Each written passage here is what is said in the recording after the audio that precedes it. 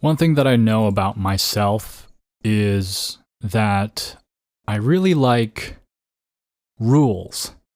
And I know that sounds super dorky, but I just like how systems of rules interact with each other. One of the things that I do as my winding down activity is watch kind of trashy reality competition shows. And whenever I watch these things, for example, like Physical 100 or Battle Camp, a couple of the ones that I watched recently, I always hone in on the rules of the games and think about all the loopholes that could be made and how the rules interact. Are they properly motivating every player? What's the best strategy with this system of rules, and does it contain those strategies well? That's just where my brain goes naturally, and I'm like just the person that always explains the board games to people. If we have a new board game, I'm the one to read the rules and figure out how you're supposed to play. It just comes naturally to me. It's just something that's part of my personality, and I think maybe that's one of the reasons why Go is so cool to me, because it's, I don't know, it's a game with very, very elegant rules, and it just makes sense. And watching those rules play out into this amazing, beautiful thing is just very appealing to someone like me. You're listening to Starpoint, the show about Go, for Go fans away from the board. And I saw it. I saw the match. And I'm going to give you a full-blown review of the match. We're going to get into details about a lot of different things. But I will section this podcast episode off into a spoiler-free beginning, and then followed by a spoiler flag when I'll tell you guys that we're entering the spoiler zone. And then if you haven't watched the match yet, you can go and watch the match before you listen to the rest of the episode. So don't worry yet. I'm not going to spoil anything quite yet. But I want to give you my overall impression. Again, I'm not going to go too deep into it until the spoiler zone, but it's a Go movie. You know, usually when we talk about Go movies here, we're here to make fun of Go in movies and how it doesn't make sense, how they didn't understand certain Go concepts, or how they made the board layout all silly. Well, luckily, this time, no complaints on that front. And it's a Go movie again, so I obviously enjoyed it. It's just kind of, there was no way I was not going to enjoy the movie. It's basically a biopic. I would call it a biopic of Lee Chang-ho and Hun-hyun, or Lee Chang-ho, as you would pronounce in Korean, who are legendary Go players. If you haven't heard of them, I think you should have at least heard of Lee Chang-ho, because he was basically the longest reigning Go champion in recent history. And the movie was made with a lot of respect given to Go, I have to say. There are many points in the film where they don't baby the fans by using language to kind of go around Go terminology. Rather, they use the Go terminology and then they use little subtitles to explain it. But the challenge is, if you're watching with subtitles, like already, then they have to splice in those subtitles on top of the dialogue that's being said. And I'm just kind of like, I already know what those mean. Stop telling me what those mean. I just like give me the translation of what they're saying. Because although I speak Korean, I'm not super fluent. Like I can hold a conversation. I sound natural, but especially when it gets to like the higher vocabulary, I don't really follow. I definitely need the subtitles to follow everything in a movie like this. But yes, lots of amazing, beautiful scenes with Go in it. A lot of respect given to Go again. And I think they had a pretty good cast. And overall, I really enjoyed the film. I was going to make a quick note about some of the characters. Hun-hyun, who is Lee Chang-ho's teacher, and basically like the first Korean star player in Go. He won the first In Cup and brought Korea onto the international go scene. And he's played by Lee Byung-hun. And they actually look kind of similar. And that you may notice Lee Byung-hun from Squid Game. He's the evil brother who wears the mask in Squid Game. And Lee Chang-ho was played by Yoo Ah-in, who was the reason why this movie was so delayed. And then you had some of the other like minor cast members, like young Lee Chang-ho, played by Kim Gang-hun.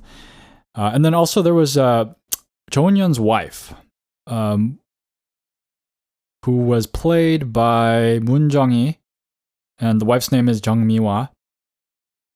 I actually recognized, I didn't recognize until I learned about it, but I retroactively recognized as someone who was on another show called The 8 Show, which is a very disturbing and twisted show. It's kind of Squid Game-esque, but more commentary on classism and things like that. But it's a very good show. If you're not squeamish and you're into that stuff, it's a very good show. I highly recommend it.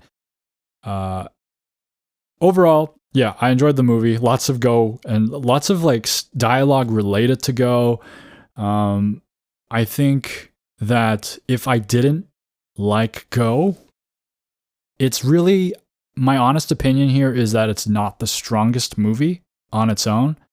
If I wasn't such a Go fan, I don't know how much I would kind of say it was okay. That's my kind of honest review of the match without getting into too much details. But yeah, I don't know what else I could say without spoiling.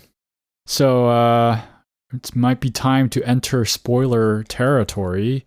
Let me do a quick scan here to see if there's anything else that I'm missing, but I guess I can comment on the kind of movie it is before I get into spoiler territory.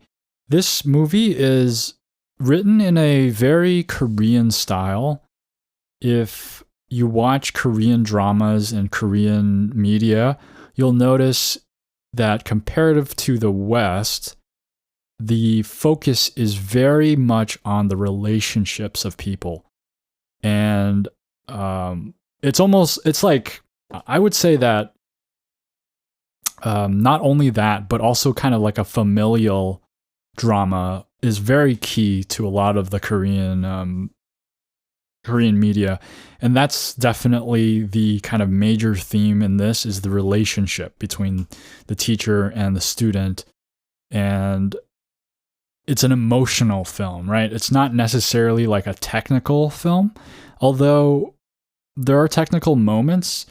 It's really focusing in on this almost father-son like relationship and how they grow together.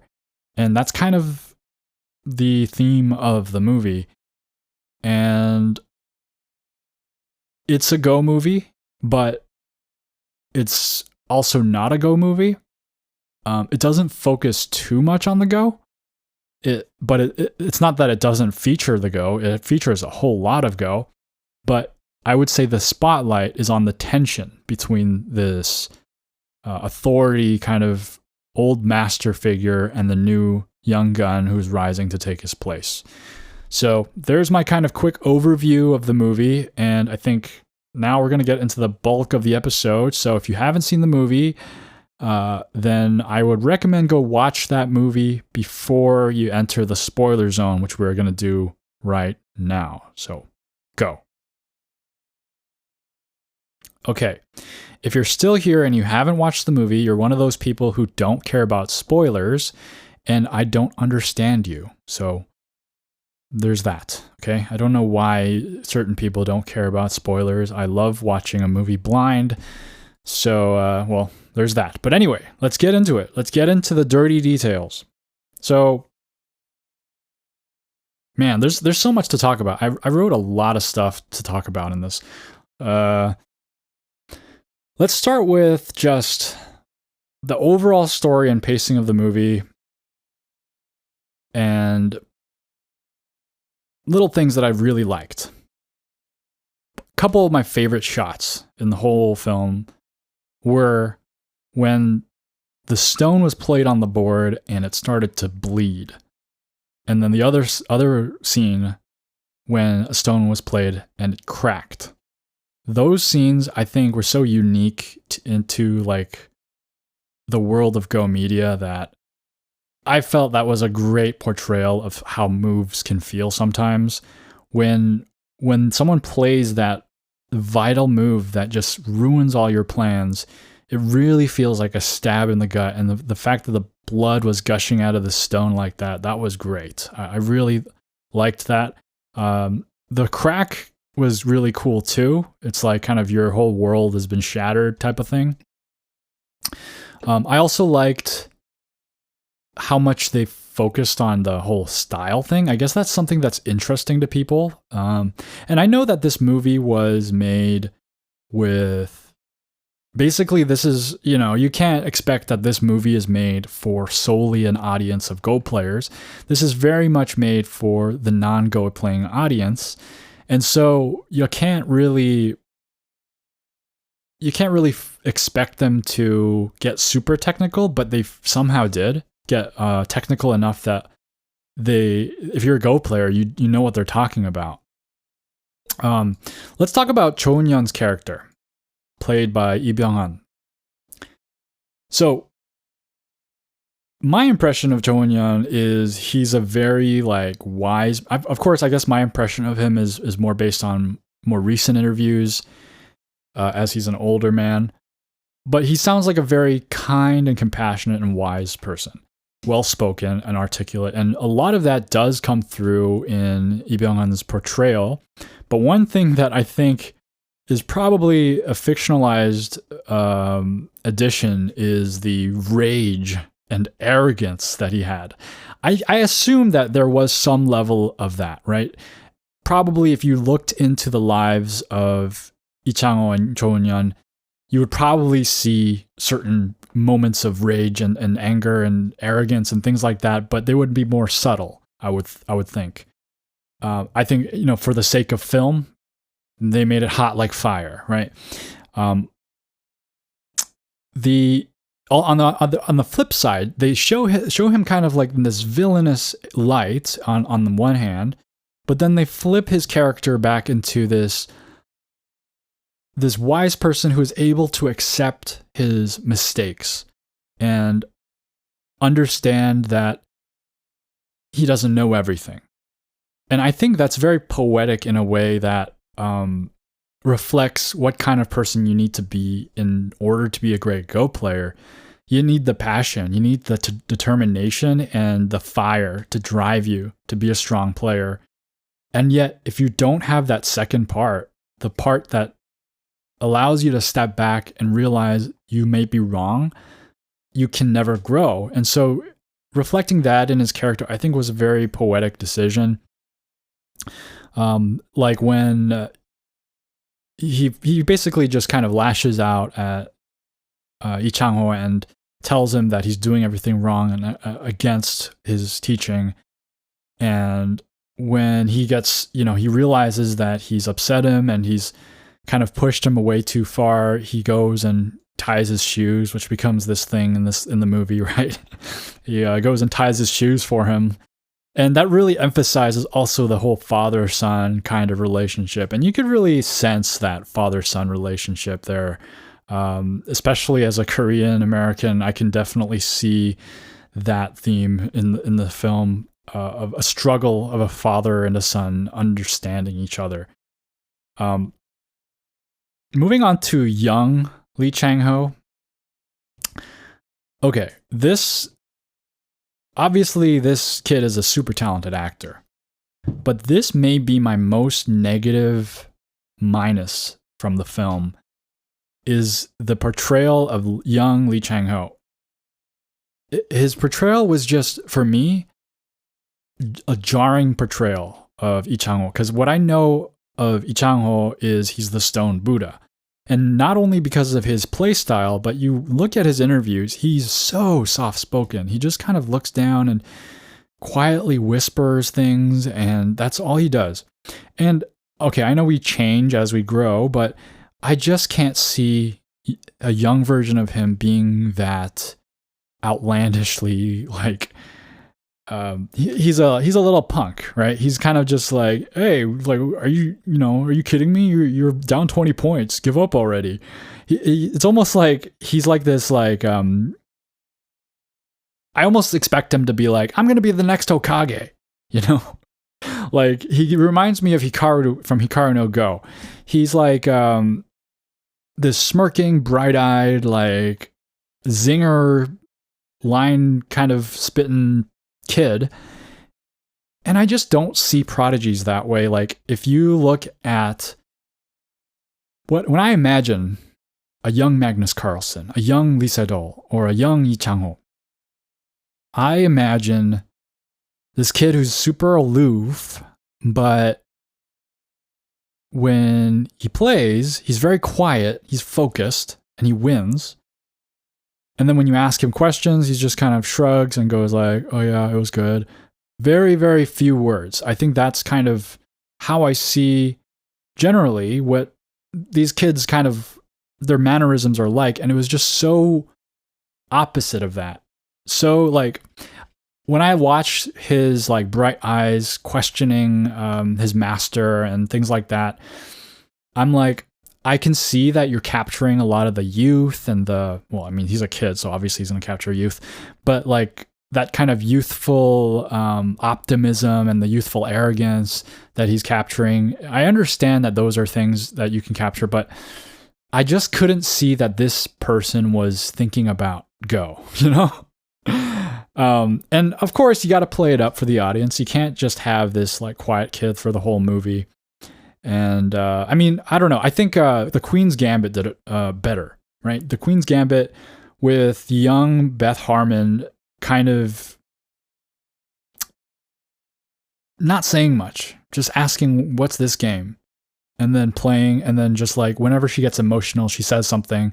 But it's really not like, oh, like this kind of like cocky attitude that young Lee Chang-ho had.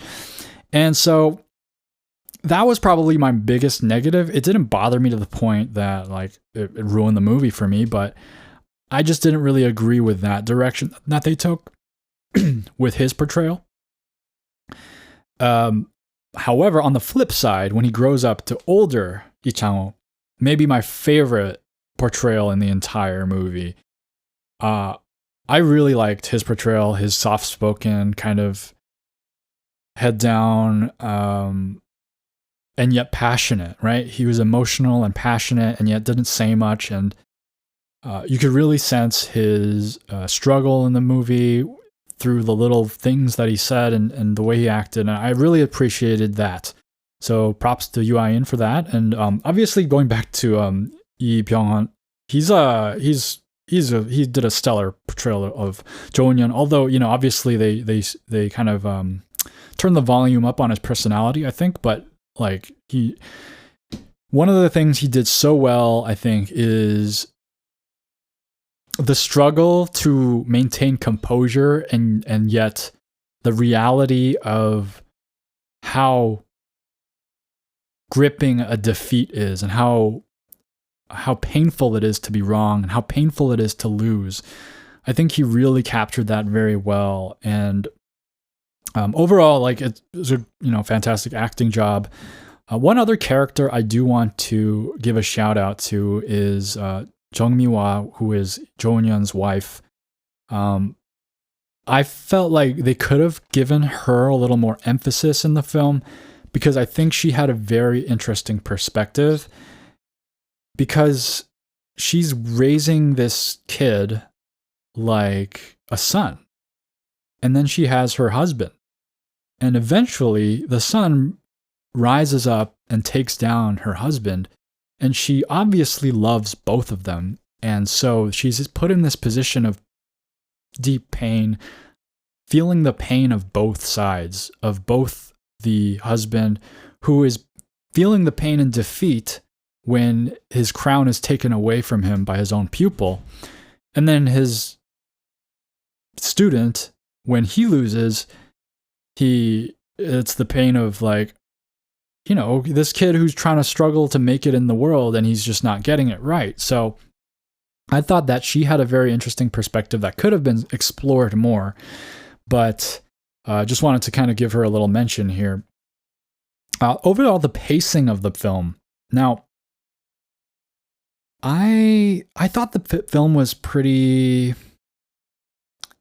It was andante, you know, if you put it in musical terms. It was at a walking pace. I felt like it was a 3-act movie that kind of had. It didn't really spike with a climax as much as I had hoped.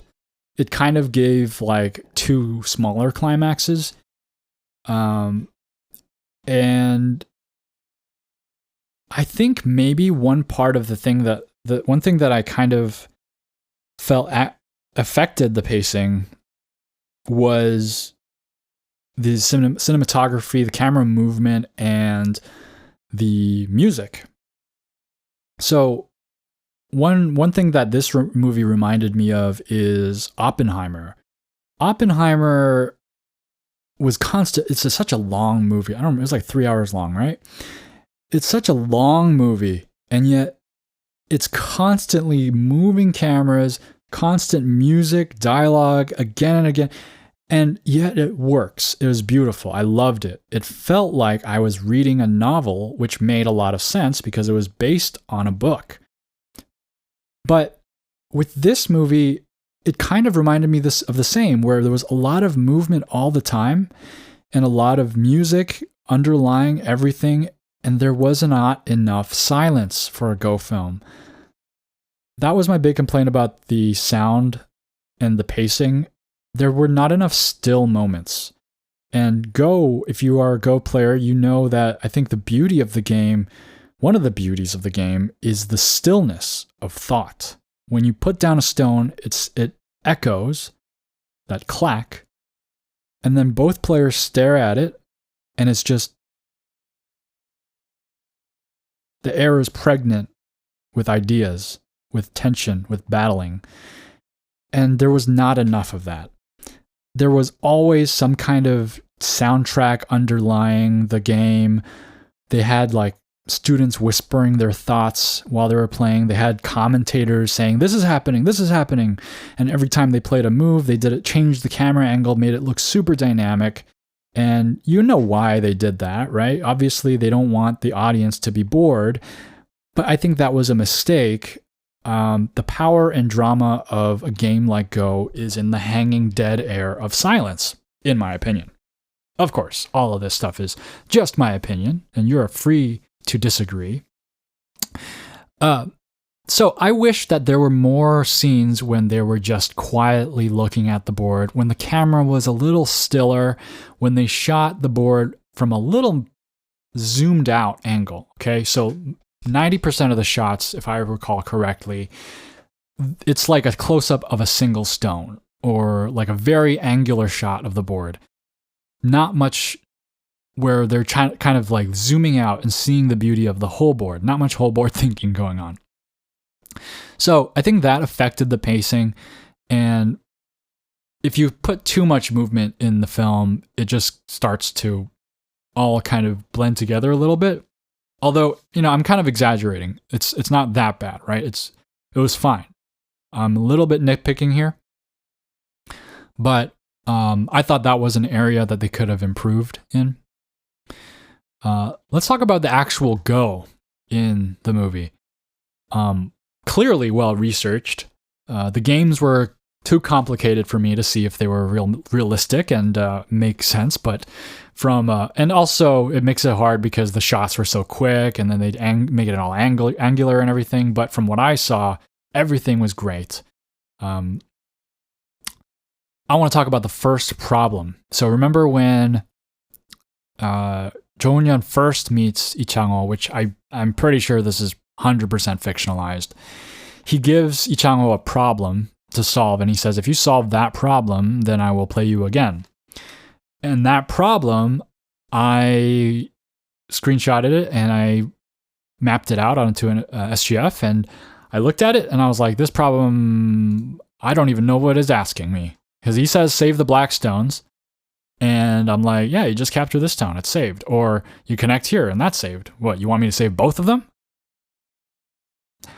And when I looked at the answer, because later on, Hun-hyun finds Lee Chang-ho's answer written on a scrap, and it's like a 25 move sequence.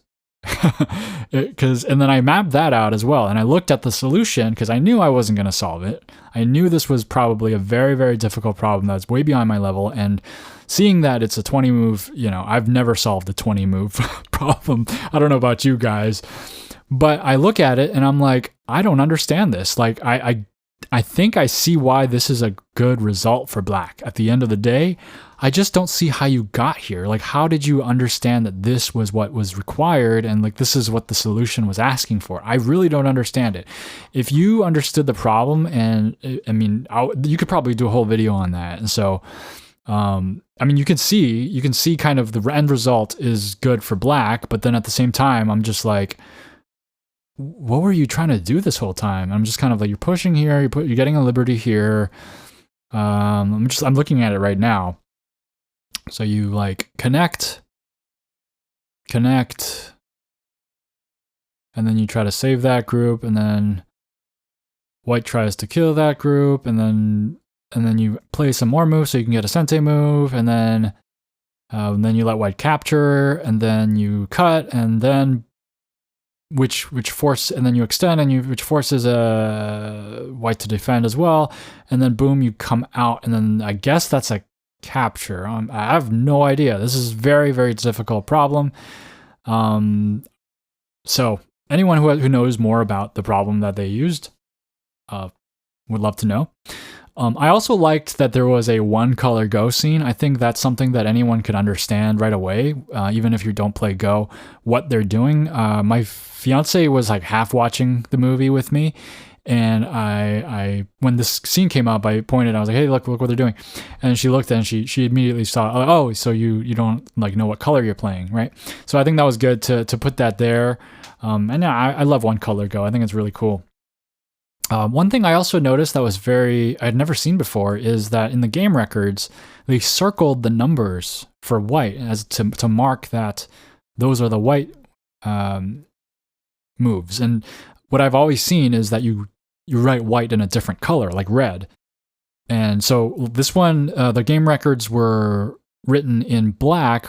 The numbers were all black, but then the white stones were circled in red, except for in Lee Chang-ho's answer to the problem. I guess he didn't have a red pen around. He just circled the white stones. And I'm like, oh, I could do that. I didn't really think of doing that, but that is a way to do it. And one thing that they also kind of kept zooming in on is the resignation, the way they resigned. It was always a stone in the corner of the board. And I'm pretty sure that's a director's choice to do that so much. I don't think it's that common to do. I could be wrong, but I'm pretty sure the more common way to resign is to just kind of say like, oh, okay, that's the game, or I give up, right? Someone correct me if I'm wrong, but it's a clever move by the director to consistently show a singular way that they resign, so they can use that as a device to signify that they're resigning. And it kind of plays very importantly in the almost resign scene when Lee Chang-ho is playing against Hun-hyun and he's feeling hopeless, and he grabs his prisoner and he tries to place it on the corner of the board, but he slips, it falls, and he picks it up, and then in that moment, he changes his mind about resigning, so he puts his stone back in the lid and continues to play. And I could definitely relate to that in a way. I've definitely considered resigning at certain points of certain games, and then thought, you know what? Before I resign here, I gotta try this one thing. Or like, I still feel like there is a small chance, and as long as I feel that chance, like I have to like keep going. So I liked that scene. That was a nice scene. So let's talk about some of the scenes, right? And also some of the lines in the film that I really thought were noteworthy. One of the first ones is when Lee Chang-ho is kind of walking through Jo Eun-young's house for the first time, and he sees a photo of Jo Eun-young's father or teacher. I think father, because I think his father taught him, and he's really old. And Jo Eun-young makes a comment about himself to Lee Chang-ho, saying, "Oh, you're lucky that your teacher is still such a young, spry, young little looking guy like me." And Lee Chang-ho's response, he says, "My grandpa says that death doesn't care about your age," which I thought was a pretty clever foreshadowing as they kind of zoom into, or they show a shot of Jo Eun-young looking like a little bit with dread, playing into the idea that Lee Chang-ho is going to come up and slay his master. Another scene I wanted to talk about was the one of the opening scenes where Jo Eun-young's playing against his opponent, and he starts shaking his leg, like restless leg syndrome style, bouncing it. And they comment that he does that when he's about to win. Like, I don't think, like, a lot of the stuff, I don't know, I can't verify if it's true or not, but I don't think that's a thing, but seems like a realistic thing. And then he starts singing, and I'm like, that can't be allowed, right? Like, in a serious match, you can't just start singing. That's just like straight up illegal. But I don't know. I'm 90% sure that did not happen. But etiquette comes into play as a conversation topic, and he's like, "Oh, my opponent was so rude," and then they're like, "Oh, well, you're the one who sings and shakes your leg," right? I think etiquette is like always a very important thing when it comes to games of a professional caliber, whether it's Go or professional sports or anything like that. It's just, I think it's important. I think that's why people always talk about it. Okay, this scene is like probably one of the more powerful scenes. When Jo Eun-young starts taking Lee Chang-ho on as a student, he goes to some Go school and beats all their students at Go in a simul, right? And he comes home all cocky, like, "Oh yeah, no one can beat me," whatever. And Jo Eun-young decides to humble this kid, right? He's like, no, this is not going to do well for his growth, so I'm going to teach him a lesson here. And he proceeds to destroy young Lee Chang-ho with what he calls fundamentals in this pretty cool scene where they put the camera on the Go board and they spin it every time they switch sides, because Lee Chang-ho chooses which side he thinks is like better off, and Jo Eun-young says, "Fine, you take that side." Jo Eun-young starts wrecking him. He says, "You still think you're better off?" He says, "No." So he switches sides again. He starts wrecking him again. And I really liked that. That was awesome. And then during this scene, he lays down a lot of wisdom that you can actually use as a Go player, I think. I really want to remember this stuff. So let me recite what the subtitles said. So during the scene, he's like spinning the Go board back and forth, and he's like showing Lee Chang-ho that he's no good. And he says, "You don't get good moves just because you think a lot. Thinking is what bad players do. It's time to cultivate game sense. But that doesn't mean play impulsively. Don't back down. The essence of Go is battle, attack." So this kind of echoed to me what Kageyama says in the fundamentals, lessons in the fundamentals of Go, that I mentioned that I was rereading. He does say, thinking doesn't always, thinking too much about moves, it's not always great. And it's like, it goes so against so much of the other wisdom in Go, where people are like, you got to stop and think. And I think that there's two types of thinking that people are talking about. And one is like, have you reflected on this move at all?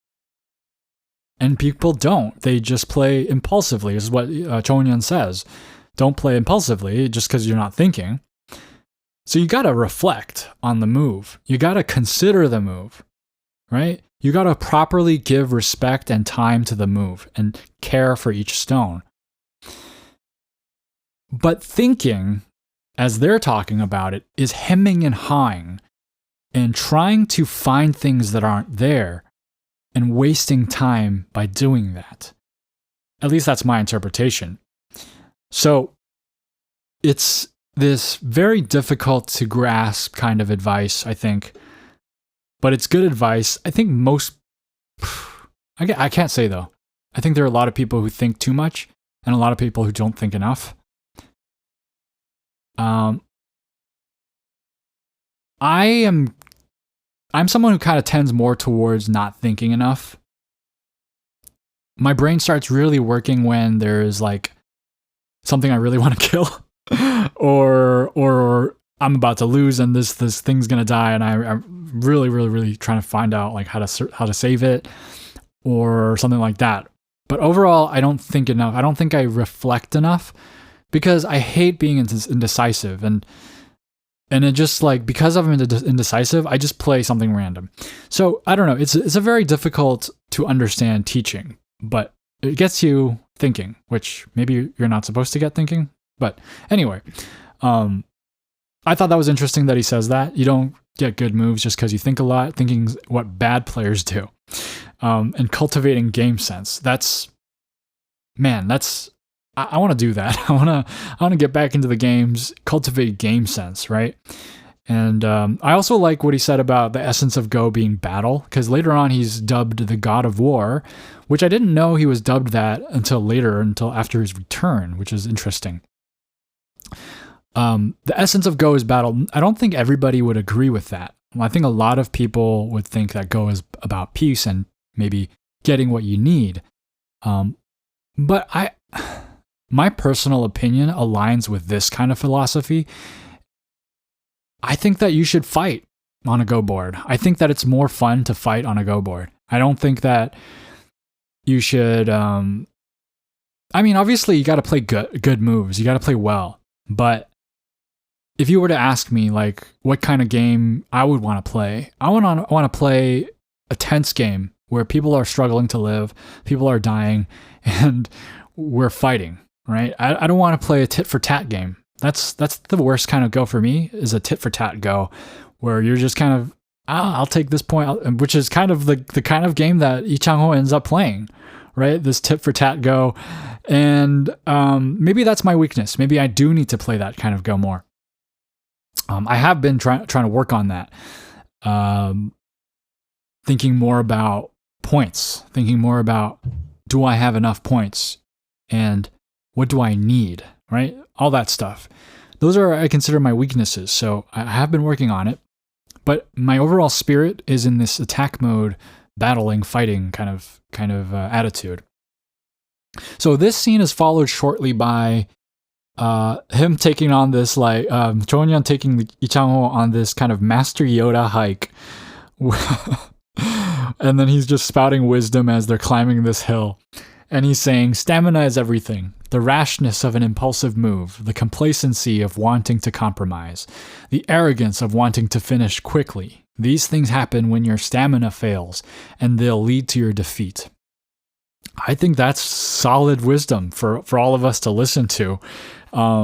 Stamina is really a big part of playing these games. It's like, how many of you can relate to some of these things he's calling out, like the arrogance of wanting to finish quickly, right? If I'm ahead, I'm not like I've told you guys in my first tournament, I was like complacent in the end game and I lost by half a point.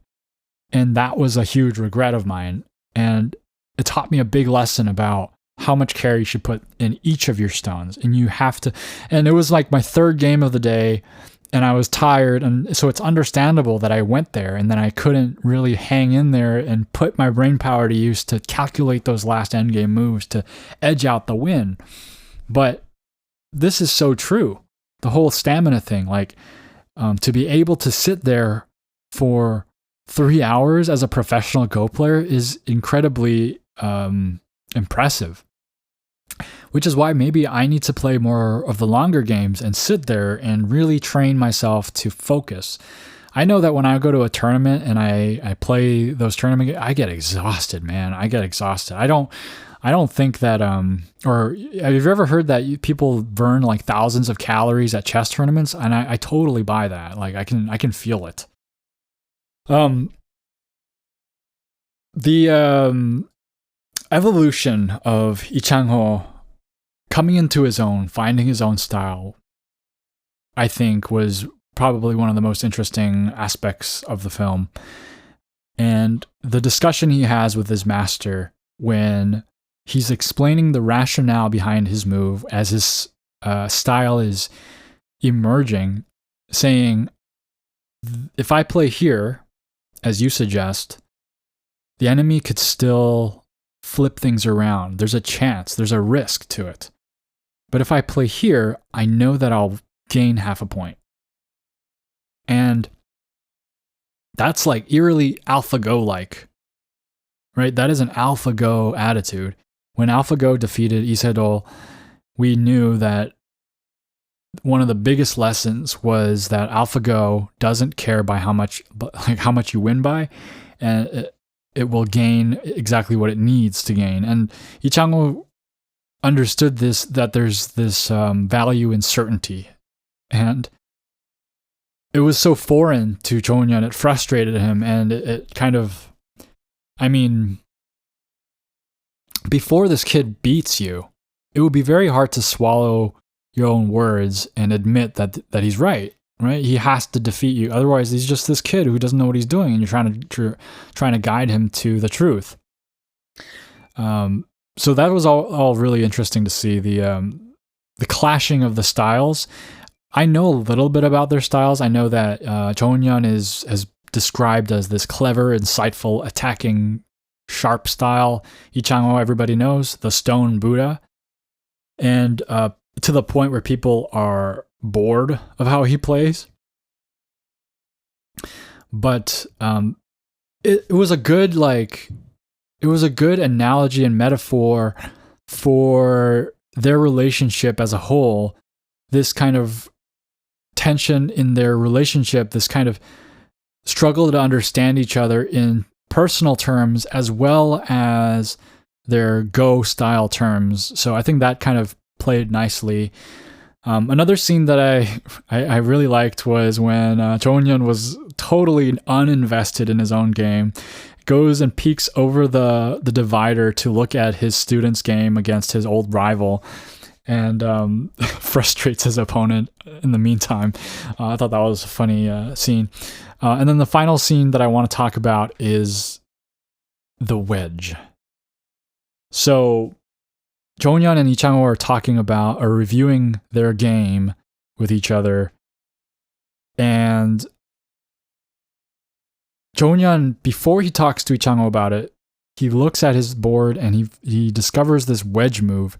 And when I saw that move, I was like, it looks wrong. It looks weak. It looks like you're not supposed to do something like that.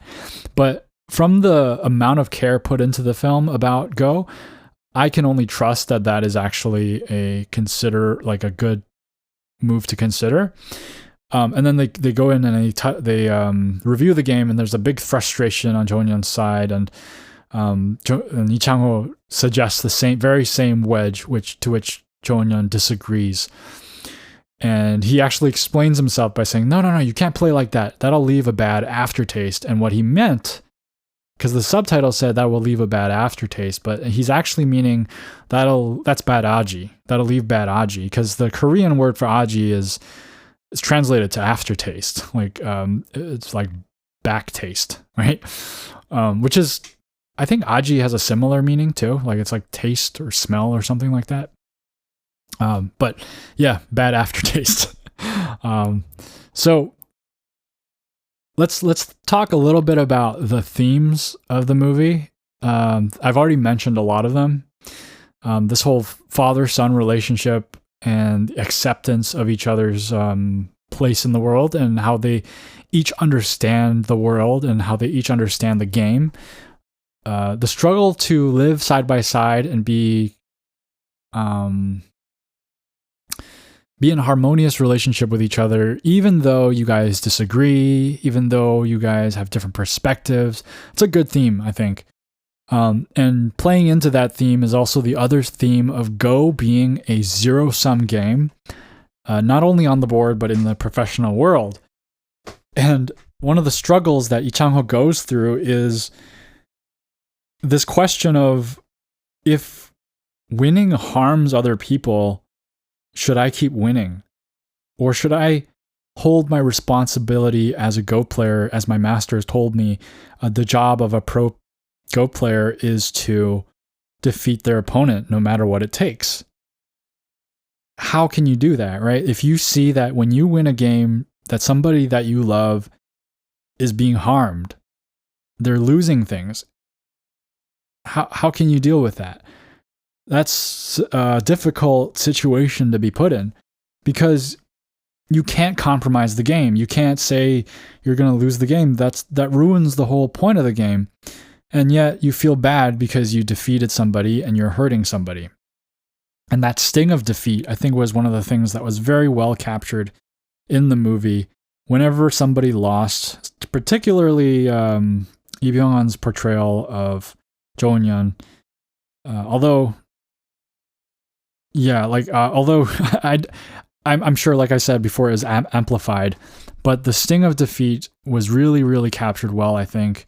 You really felt like, oh man, this guy's struggling with that loss.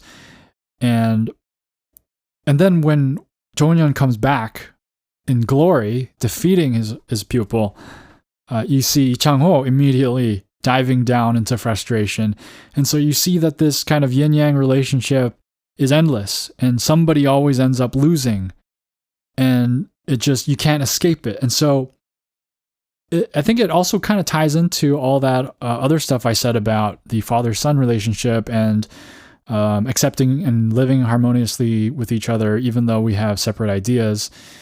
And like, that's just the reality of the world. One's a winner and one's a loser, but what are you going to do? Like, how are you going to move on, right? How are you going to find meaning from that when you feel like you're put in this zero-sum game, when you feel like you have this giant clash with the world and with the people around you, and that no matter what you do, somebody gets hurt, somebody loses.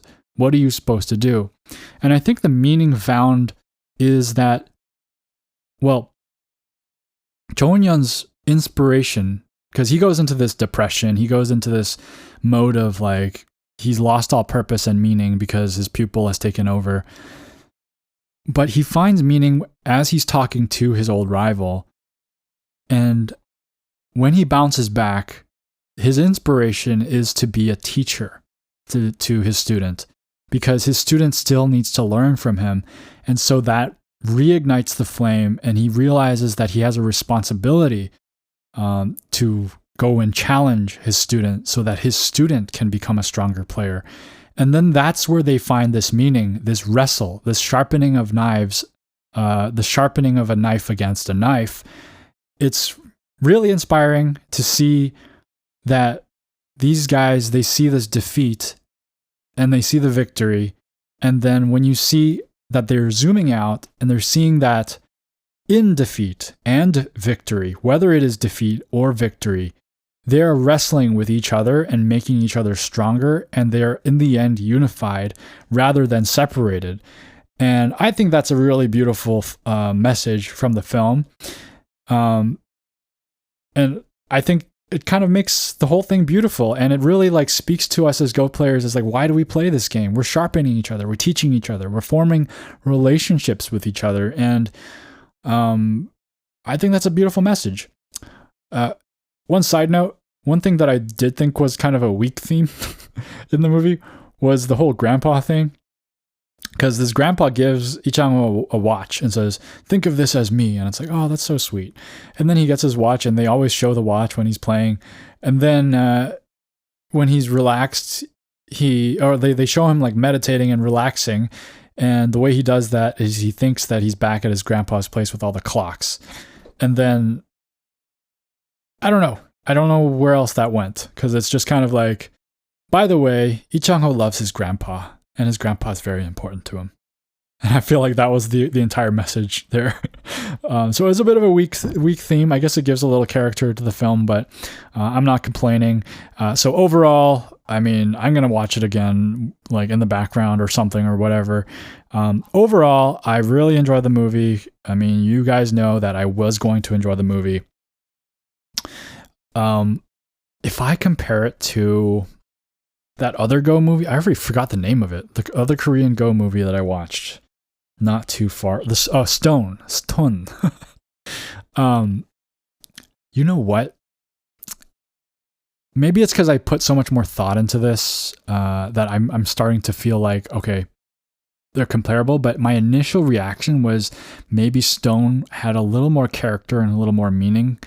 And I maybe somewhat preferred it in certain ways, but in other ways, like the aesthetic and the shots of all the beautiful Go boards and locations where they played Go, I mean, the match wins by a landslide, right? The match is the most beautifully shot Go film ever, I think. I mean, I guess there's some that I haven't seen, like the Go Master, which... Again, I can't watch because it's like $400.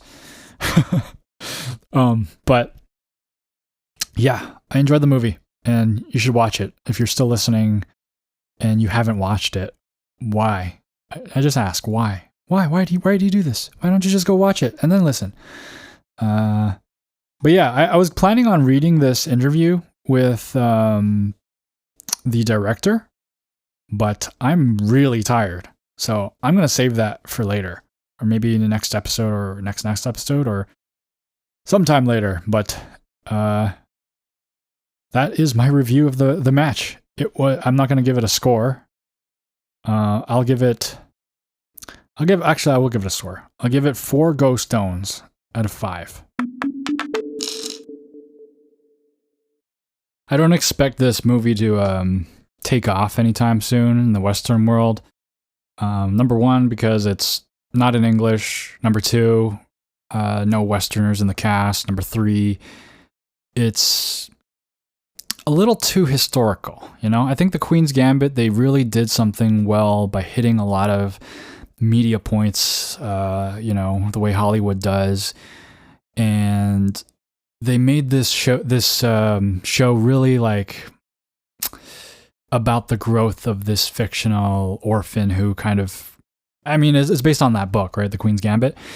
But it's like kind of more suited towards like a mainstream audience. This movie, it just shows a little too much like respect to the history and the actual game of Go to gain so much traction. You kind of need something more Hikari no Go, like something like where some kid who, I mean, that's kind of what they try to do, like with Lee Chang-ho, but more focused on like a kid who like finds his way up into the Go world, I think. Or even better yet, a young girl, I think, would definitely catch fire a lot easier. But now it's time for the DDK Advice Corner, and the tip of the day is judge the value of a move by comparing thickness. So, sometimes you may not be sure whether you should play a move. You know that it's somewhat beneficial to play a move in a certain area because it gains you some thickness or influence or direction of play, but you're not sure if it's good enough. So, one thing you can try to do is think about how thick and alive and healthy your group is before you play the move and how good it is after you play the move. And if you feel like there's a huge difference, like after you play the move, oh man, this stone is like living like a king sitting upon a throne. Without the stone, it's kind of like living in a cardboard box. Then you probably want to play the move. But if you play the move and it's like, oh, you upgraded from a Honda Civic to a Honda Accord or something like that, it's like You just like barely a difference. You're a little better. Maybe consider Sanuki. Maybe consider something else. So that is just one technique that you can use to judge whether you should play a move. You can compare the thickness of the before and after. Now it's time for listener mail. Ryokai says, hearing other people progress significantly faster in short time spans, I never considered demotivating. To me, it proves the exact opposite. I don't think anyone is significantly magically more smarter than me or talented at Go. All that means is that if I study properly and efficiently, I could improve at a similar rate as they did. Time investment pending, obviously. If you are spending long amounts of time without improving, to me that suggests that something with your methodology of study is broken and not serving your needs and needs changing. Thank you for writing in, Ryokai, and I think that's a great attitude to have. When I was in AP Calculus in high school, there was this kid who was top of the class. He got like perfect on every test, and this was no math class to sneeze at. Everyone was doing terribly. People were failing. People were going like, this teacher was tough, right? And this guy, he says the most humble thing. He tells us in this discussion we're having, like, guys, I'm not as smart as most of you. He opens with that, and we're already just kind of like, no, what are you talking about? You're the guy who knows everything. And he says, I'm not as smart as a lot of you, but one thing that I do, I do my homework. And we kind of just couldn't say anything to that because we knew that we didn't do enough of the homework. He's like, I do my homework. I finish my homework. That's all I do. And I was just kind of like, oh man, that's all it is, huh? Like you gotta be disciplined. You gotta study. And you can talk about being smart. You can talk about being talented. But at the end of the day, hard work and actually studying and practicing, that's the bread and butter. So thanks for writing in, Ryokai. Banana Quark writes, and don't forget, the most effective way to analyze with AI is mid-game. Your memory of the game will be the freshest, and maybe you will be even able to apply some of the knowledge you gained right away. Otherwise, you might have to wait ages till you have a similar situation again. Oh, I was like, I thought you were saying that the most effective. Yeah, okay, you can tell what I thought by the way I read the sentence. I said the most effective way to analyze with AI is mid-game. But you were saying the most effective way to analyze with AI is mid-game. Well, you shouldn't do that. Thanks for writing in, Banana Quark. Sadaharu writes, it's interesting how you mention AI DNA because it makes it look like AI is a living thing. If AI could actually behave like living things, maybe they will be much smarter at teaching people. For now, they are just silent teachers who just tell you where you should play but never explain it. Yeah, that's what I've been saying. Like, we need to marry different kinds of AIs. Like, you need to marry ChatGPT with Catago and then have them understand each other, and then they can explain to us what it's thinking. And then how great would it be if the AI doesn't just suggest the best move, but the best move for us. Like that's the challenge right now, right? You have an AI that tells you what the best move is, but they don't tell you what the best move is for you to play. Continuing, I'm quite curious about the correlation of how much AI helps players improve versus the ranks of the players. Long time ago, when I was discussing this subject with a strong player, he mentioned that AI helps the strong get stronger, but he hasn't seen anyone get from weak to strong through AI. Of course, strong and weak are quite subjective, but I do agree that AIs are only useful when you reach a certain level. As to what level that is, I think that's a topic worth researching on. Yeah, I've heard that a lot. I've heard, only use AI once you get to Dawn level, right? As an example.